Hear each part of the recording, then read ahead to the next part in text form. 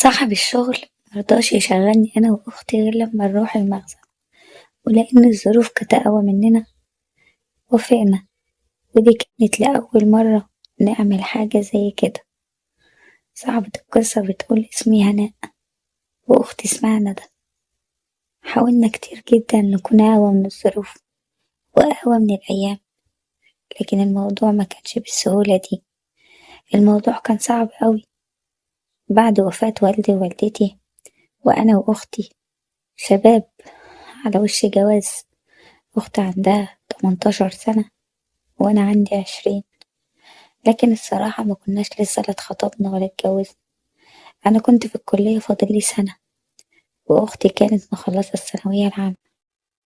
والدي كان راجل يعني شغال على دراعه، راجل بسيط جدا، ما كانش موظف. ووالدتي كانت ست بيت. افتقدنا والدي بعد سنة واحدة، افتقدنا والدتي من كتر حزنها عليه ومن كتر صعوبة الدنيا وألمها. وفي الوقت ده كنا ساكنين إيجار، وطبعا الإيجار اتكاتر علينا، وأنا وأختي مبقاش عندنا حتى تمن اللقمة. استحملنا شهر في التاني، لكن صاحب البيت ما كانش راضي يصبر على الإيجار، وأنا وأختي هنموت من كتر قلة الأكل. والحياة بقت صعبة. لفيت كتير قوي على شغل، لكن الموضوع ما طلعش سهل بالسهولة دي. اللي مجربش ما يقدرش أبدا يفهم معنى اللي أنا بقوله. في الوقت ده طبعا ما كناش عارفين نعمل ايه. رحنا عشان نقعد عند خالي ونحكيله الموضوع. هو في الأول ساعدنا بكذا ألف، وبعد كده طبعا بدأ يشتكي بظروف المادية، لأن مراته ما كانتش بتحب ماما، وكانت على طول بتزعق، يعني بتبعده عننا. لما رحنا نقعد عنده مستحملتناش، وكانت كل يوم خناق، وتتعمد ان هي تزعق بصوت عالي وتعرفنا ان وجودنا مش مرغوب فيه. ما بقاش عندنا اي حل. بصيت لاختي واختي بصيت لي، حطينا ايدينا في ايدين بعض، وقررنا ان احنا ننزل ندور على شغل مهما كان التمن، ولازم نثبت لكل الناس دي ان احنا نقدر نعيش من غيرها. اللي حصل من خالي كان صعب جدا، ما كانش لينا اي حد غيره، واهل بابا ما نعرفش عنهم اي حاجة طول الوقت وطول السنين ديت، واحنا عايشين ما نعرفش عنهم حاجة. كانوا بيقولوا ان هو ملوش حد، لكن اللي كان الظاهر ان هو مش عايز يعرفنا طريق اهله، واحنا كنا مكتفيين بيهم بالدنيا كلها، وما كانش فارق معانا الفكرة. طبعا جينا انا وهي نزلنا ندور على شغل، انا واختي جمال جدا زي والدتي ما كانت دايما جميلة. احنا طالعين شبهها وشبه بابا. لما كنا بنروح ندور على شغل، كان دايما صاحب الشغل يبصلنا كده بطريقة غريبة. كنا بنرفض الأول لأن ما كناش بنحس بالأمان، لكن طبعا بعدها عايزة أقول لكم يعني اضطرينا خلاص. بعد رجلينا ما اتبهدلت من المشي، ما بقيناش لاقيين ولا جنيه. رحنا عند صاحب محل، كان صاحب محل ملابس، لكن ما كانش معاه بنات خالص، كان معاه شابين بس. في الوقت ده طلب مني أنا وأختي إن احنا نروح المخزن ونبدأ شغل من هناك، وإن مهما كانت صعوبة الشغل لازم تتقبلوه. طبعا لأننا ما كناش لاقيين ولا جنيه ولا عارفين نعيش، اضطرينا نوافق. ومن ساعتها رحت أنا وأختي، واتفاجئت هناك بإن القصة مش حكاية شغل. هو دخل معانا وقال أي حاجة تحصل مني ما يبقاش عليها أي اعتراض، وده لو عايزين تشتغلوا معايا وتبقى ظروفكوا غير الظروف دي خالص.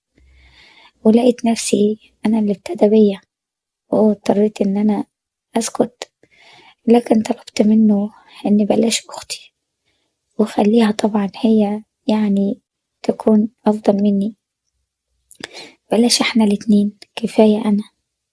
طبعا اقتنع بالفكرة، وساعتها خليت أختي مشيت وراحت المحل، وفضلت في المخزن أشوف الشغل اللي هو عايزه زي ما طلب مني.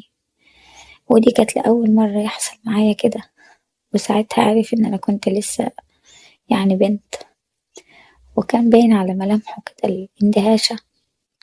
لكن ساعتها حاولت أفهمه إن أنا مش كده، لكن الظروف كانت أقوى مننا. طبعا احنا كنا انطردنا خلاص من الشقة، حتى العفش كنا بايعينه بسبب ضيقة الحال. طلبت منه إنه يشوف لنا سكن يكون قريب. قال لي إن ممكن يعني انتوا تقعدوا هنا في المخزن يومين تلاتة لما أرتب لكم مكان، لأن الموضوع مش بالسهولة دي. وافقت، وطبعا بدأت الأمور تمشي واحدة واحدة. لكن صاحب الشغل ما كانش راحمني، كان كل يوم نفس الموضوع. ومن كتر ما كنت ببقى متضايقة كان الموضوع بيبقى صعب عليا أوي، ده غير نظرات أختي ليا. لكن ما كانش عندي أي حل تاني. عمري ما تخيلت إن أنا ممكن أنحط في موقف زي ده في يوم من الأيام، وإني كنت دايما شايفة إن اللي بتعمل كده دي إنسانة ملهاش أي مبدأ ومش عارفة قيمة نفسها. كان نفسي في حاجات كتير. كان نفسي في شاب يكون من سني، يكون قريب مني، يكون وسيم، لأن أنا بحب الجمال، ويكون شاطر جدا وراجل أعتمد عليه ويحافظ عليا وأحس معاه بالأمان. كان نفسي ألبس فستان الفرح زي أي بنت، ويكون ليا كده أهلي حواليا، وشقتي تكون أحدث حاجة زي أي بنت بتتمنى الحياة الحلوة اللي ليها قيمة. لكن الصراحة ملقتش أي حاجة من الحاجات دي. ساعتها طلبت من أختي إن هي متجيش الشغل أول ما جبنا شقة، وطبعا كنت اللي بطلبه كنت باخده من صاحب الشغل ده. وبدأت إن أنا أفرش الشقة واحدة واحدة، لأن ما كانش عندنا أي حاجة. وبعد سنة كنت جهزت كل حاجة، ما كنتش بعمل أي حاجة غلط. وطلبت منه إن احنا حتى لو نتجوز في السر عشان أنا أكون مبسوطة، وهو كمان أخليه مبسوط. وطبعا لأنه اتعود عليا وكنت بحاول أخليه مبسوط عشان يوافق، وافق فعلا. والموضوع كان سري، واللي كانوا شاهدين عليه الشابين اللي كانوا شغالين معايا وكانوا عارفين. بس على الأقل هو كسبت نظرة احترام منهم، بدل ما كانوا بيبصولي نظرة استحقار ونظرة قرف. حسيت ساعتها على الأقل إن أنا عملت حاجة واحدة صح، وعرفت أختي. وبدأ إن هو يتردد علينا في الشقة اللي احنا ساكنين فيها بعض الأحيان. وبدأت إن أنا أركز معاه أكتر، وبدأت إن أنا أخليه مبسوط أكتر. وطلبت منه إن أنا مش عايزة أنزل الشغل تاني، وهو طبعا وافق وقال لي كده أفضل، لأن مراته بعض الأحيان بتتردد على المكان.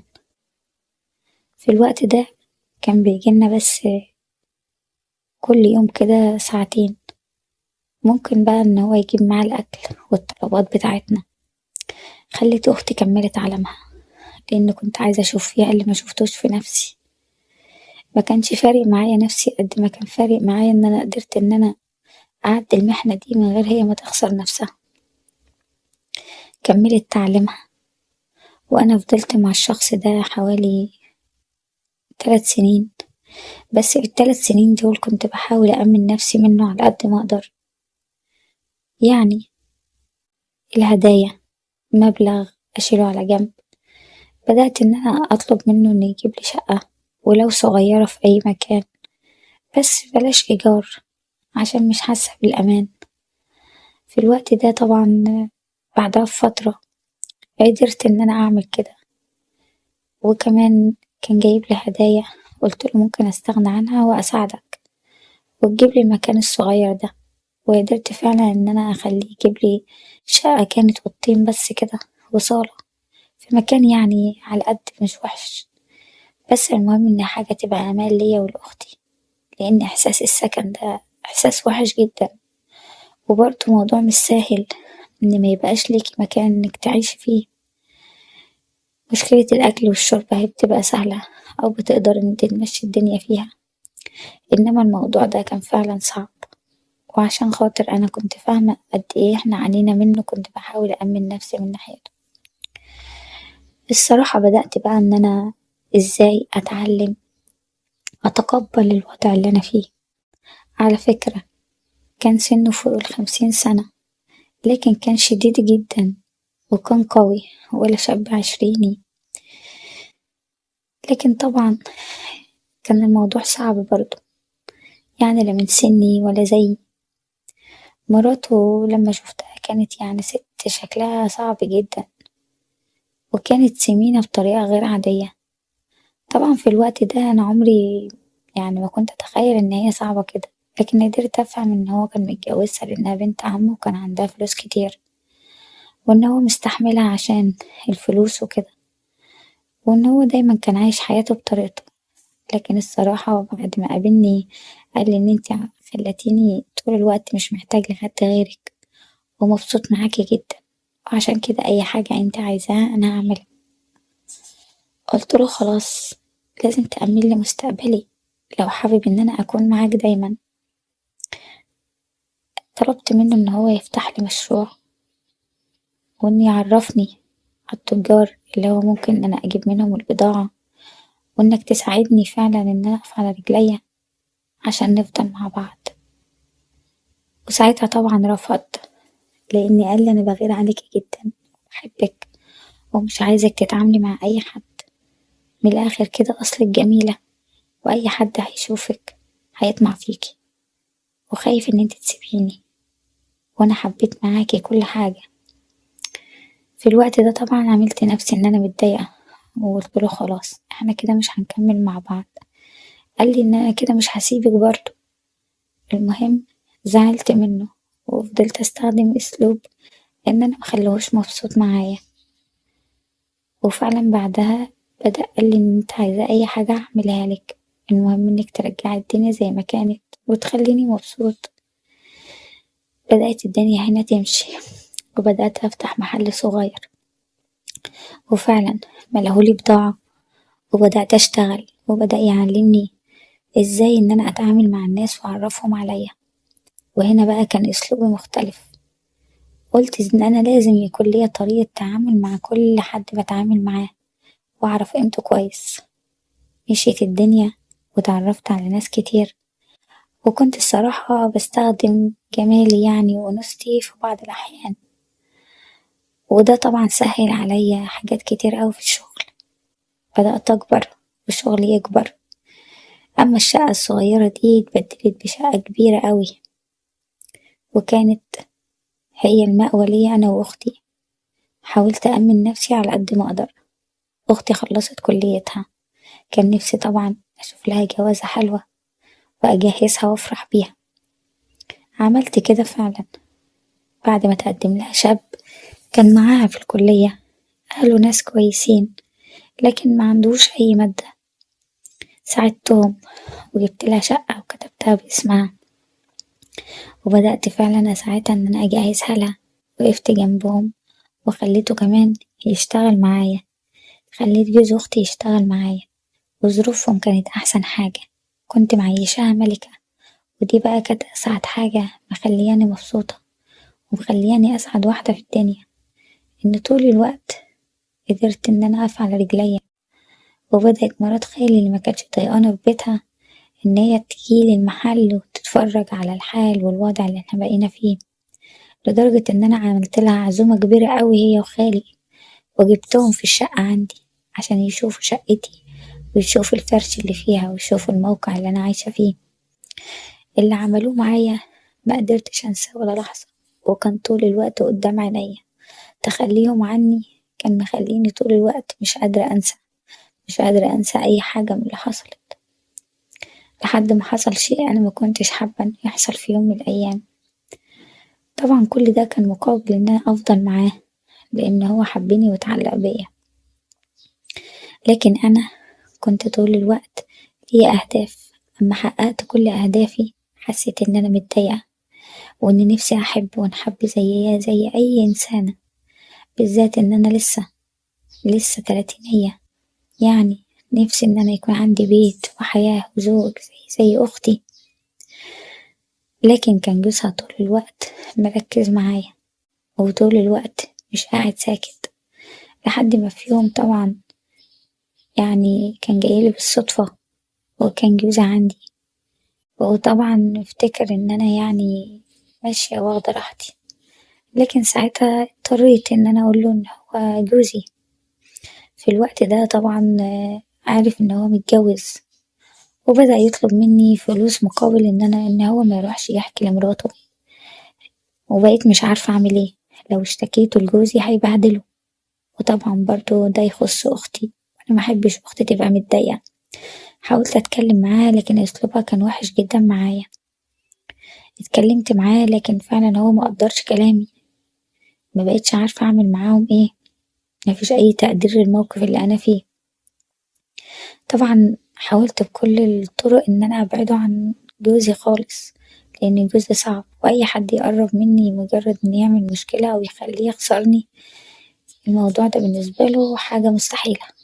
في الوقت ده اضطريت إن أنا أسكت، لكن هو طلب مني مبلغ كبير مكنتش أقدر عليه، ولما رفضت طبعًا وحذرت أختي إن هي تمنعه، عرفت بعدها إنه راح لمرات الراجل ده، وحصلت مشكلة كبيرة بسبب كده، واضطر إن هو يطلقني بسببها لإنها جات لي البيت، وحصل مشاكل كتير. ساعتها قطعت بيني وبين أختي، وحسيت قد إيه إن فعلًا هي مبتخافش عليا، ولا قدّروا اللي أنا عملته عشانهم، وكنت زعلانة من جوايا جدًا، ومتخيلتش إن الأذية تيجي من أقرب الناس ليا، وساعتها بقيت مش عايزة أعرف حد، دخلت في مرحلة اكتئاب قوية، وقررت كمان إن أنا أصفي شغلي، وإن أنا مشتغلش لإن مبقتش عارفة أشتغل ولا أكسب ولا أتعامل، لإن بقى يحصل لي مشاكل كتير، ومبقاش حد يتعامل معايا بسبب مراته وبسببه هو كمان. المهم اضطريت أصفي شغلي، ودخلت في مرحلة وحشة، مكانوش بيسألوا عليا خالص، مع رغم كل اللي عملته لهم.